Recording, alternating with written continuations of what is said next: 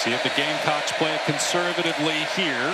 Sellers flipping it across the middle for a first down. Harbor's got great speed. The track star is free. Inside the 30. Inside the 10. Into the end zone. Touchdown, South Carolina. Nick Harbor holding his leg, and he continues into the tunnel after he outruns defenders for an 80-yard touchdown to make it 26-3.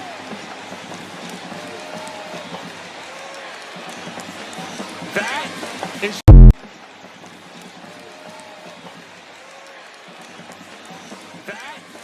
true. Cupid doesn't like but you wanna unless you give it a try. Give it a try. But you wanna unless you give it a try.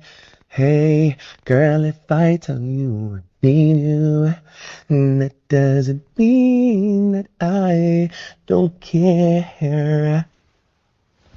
What a... And if I tell Oh you God, it's still going. Okay. Yeah. Don't you think that I will never be there? Cupid. Is that a real song? Is that a Drake song? One of my favorite songs of all time. Your songs? Nope. Who sings them? 112. Let's let them sing it. I'm so freaking pissed right now. This is bullshit. We have an update on the Texas State Trooper who came under a ton of fire on Saturday after bumping South Carolina players in the tunnel at Texas A&M. If you haven't seen the incident, here it is. The bump, the point, everything completely uncalled for and over the line. The incident made national waves, with people like LeBron James even chiming in, saying that he needs to be suspended. The good news, he was immediately removed from his post and from the stadium. Moreover, the Texas Department of Public Safety released a statement saying that after he was sent home, they will be investigating the matter further. South Carolina head coach Shane Beamer said he wasn't aware of the incident in real time, but did thank Texas A&M for acting quickly. Got a ton of respect for the people here at College Station. It's a first-class operation. Everybody from a game operation standpoint, they do a great job. Good on Texas A&M for acting so quickly, but this man shouldn't be allowed near Kyle Field ever again. This cop clearly wanted a fight, and the abuse of power was caught in 4K. How do you create a whole scene out of thin air? South Carolina players Nick Harbor and Oscar Attaway are seen calmly walking through the tunnel, and then this cop decides to make contact. Number 27 steps aside, and the trooper still wedges himself in between them, and then throws an elbow, like he's looking for a reaction. He then turns around, points at the players, and starts scolding them like they missed curfew. Sir, you walked into them. And you could just tell he's one of those dudes who still brags about playing football in high school, even though he was probably a walk-on long snapper whose biggest stat was perfect attendance. But get this, Texas A&M released a statement, and this man was already relieved of his duties and sent home. Texas DPS and the Inspector General are now investigating. All that tough guy energy just to get benched by your own department. If this is how he acts with cameras rolling in front of 80,000 people, just imagine how he acts at a traffic stop in Texas.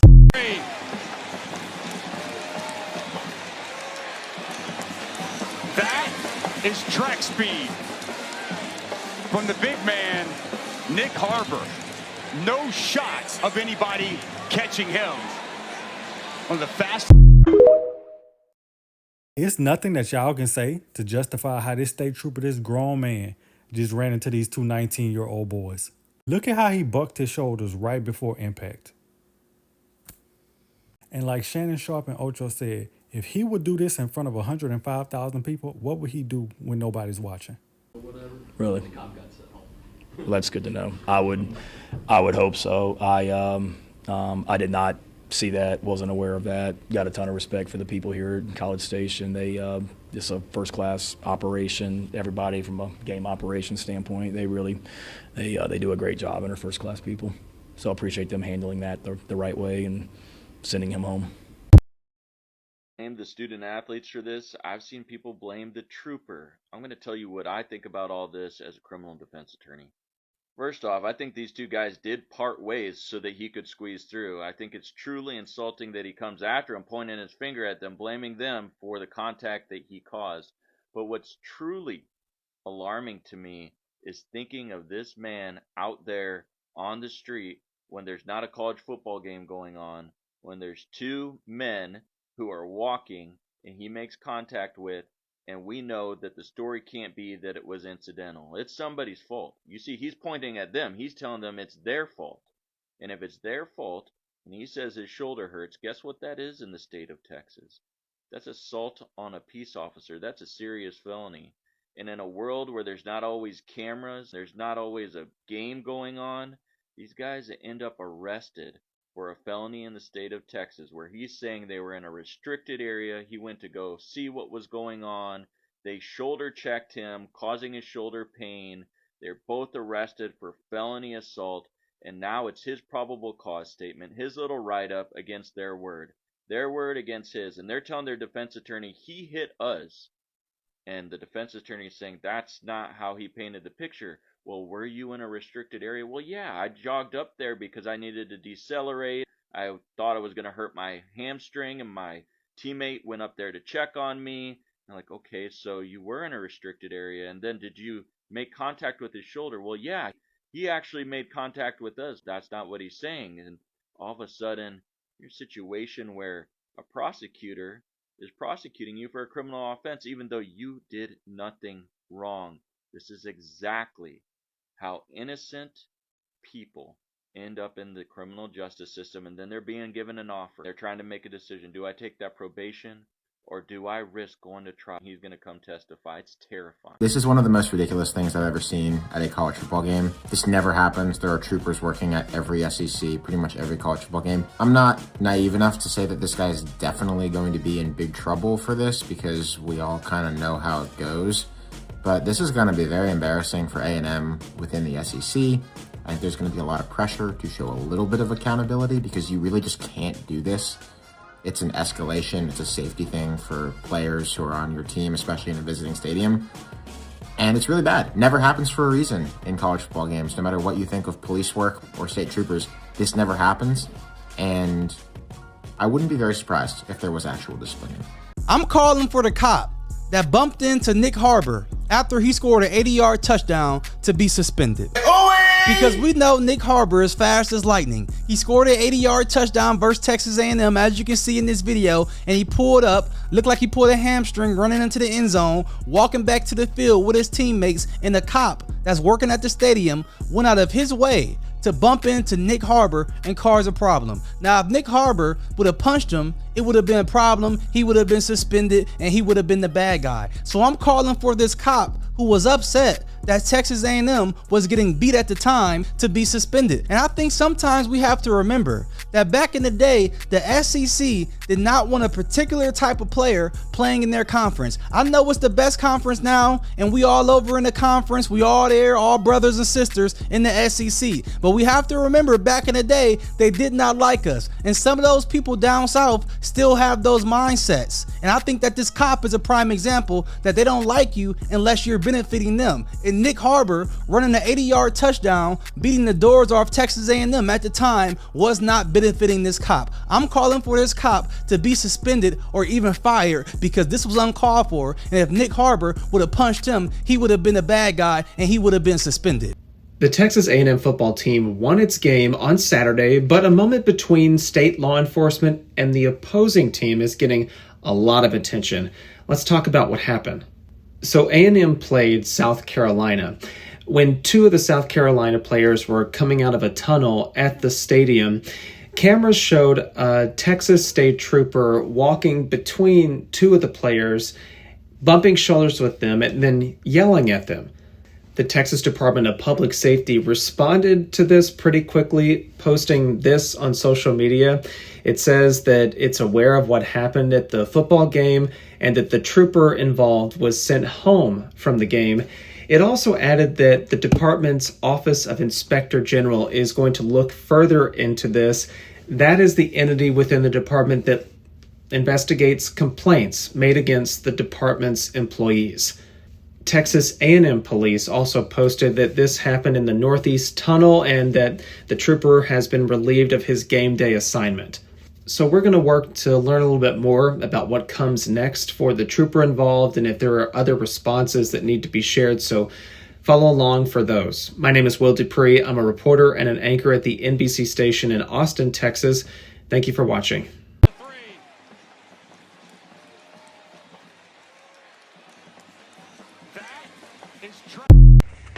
Hey, this message goes out to that trooper at that South Carolina and Texas A&M game last night. So if you're not that trooper that was at that South Carolina and Texas A&M game last night, just go ahead and keep on scrolling.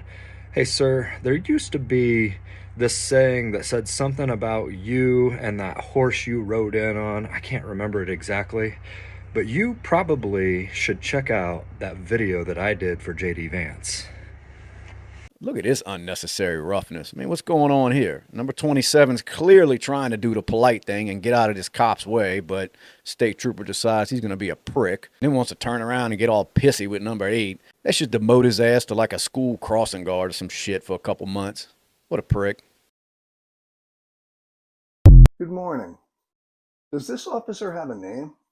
I sure would like to make him famous.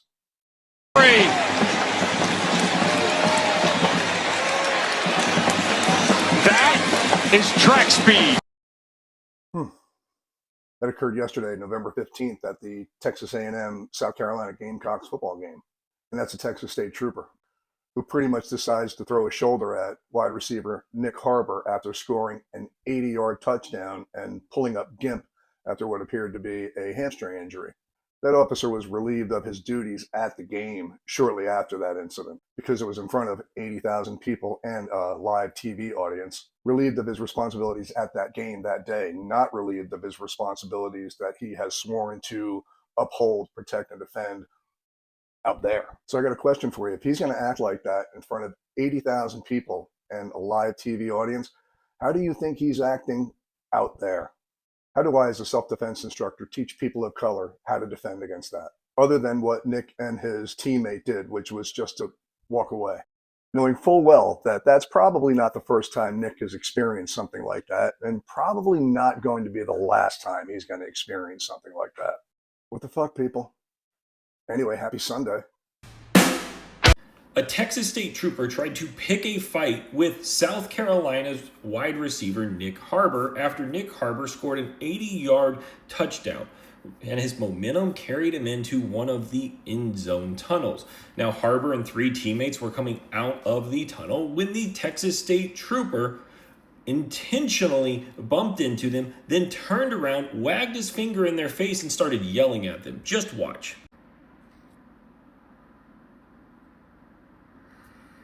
Let's watch it again for good measure.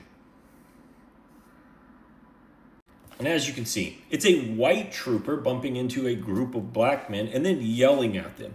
Now, the Texas A&M police force says that they removed this Texas State trooper from duty and sent him home.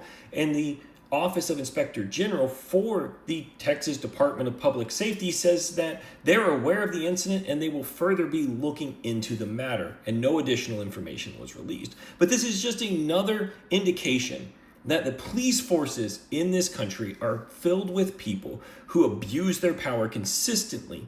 This guy just got caught on tape.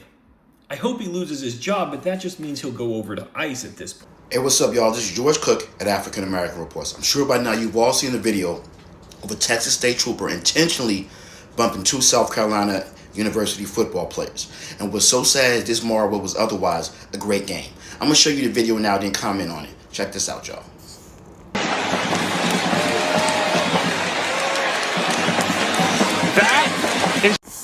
All right, y'all, I'm not going to mince words here. That Texas State trooper intentionally walked through those 2 men and bumped shoulders with them in the hopes that something would kick off and he could possibly arrest them for getting physical with a police officer. And think about this, he did that in front of thousands of people in the stadium and millions of people watching at home. What do you think he would do to somebody one-on-one if he was to stop them on the road? Now, thankfully, he was immediately relieved of his duties and sent home, and the Texas Department of Public Safety is currently investigating this state trooper. And what's so sad is nobody's talking about how great the game was. Texas A&M was down 30-3 at halftime and came back and actually won the game. But because of the racist actions of one police officer or one state trooper, no one's talking about that. All right, y'all, stop telling us that racism doesn't exist, and stop telling us that certain people have no business wearing a badge. Many of us just saw proof on national television. All right, y'all, goodbye and God bless. Hi, can you tell me if the game's still on? Everyone wants to know what happened at the game and whatnot. With me and those two hooligans who almost jumped me in broad daylight. Everyone say it's my fault this. Well, tough tits. I tell you that much. Tough tits. You want to put your hands on me like a grown man? I'm going to treat you like a grown man, son. Don't you ever what? And that's the problem with these young jigaboos today. They got their NILs and all this and TikTok that and TikTok this. You need to teach these sons of bitches some manners. Tough tits. Shabuya.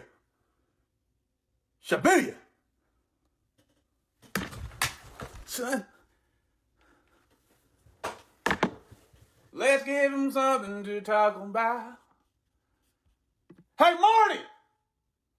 Tell Jen to bring her titty ass in here. Yeah, I might have lost the war, but I never lost a fight.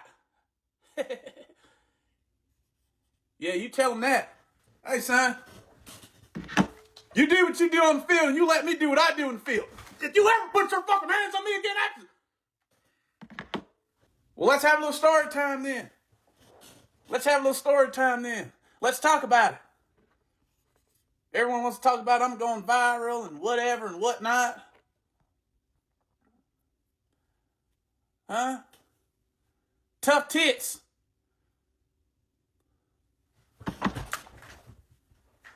That's not a roach behind me, son. That's your mom's paw prints. Yeah, that's your mom's paw prints. That's not a roach, son. That's your mom's paw prints. Yeah, Officer Walnack did her diggity doggy style. Tough tits. Talking about it's a roach. No, son. It's your mom's paw prints. Yeah. You're dealing with a real dog, son. A real dog. It's a roach. Tough tits. It's your mom's paw prints. Had her like this. This is her paw print here, son. She told me to keep my uniform on.